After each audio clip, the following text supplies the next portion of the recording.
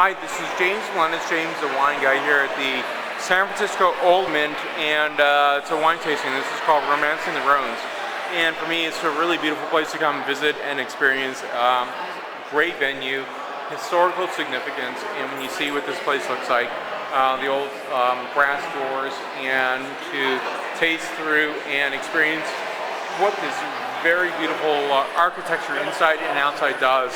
And I'm so glad that it was saved from any wrecking ball because it is a really great and special place.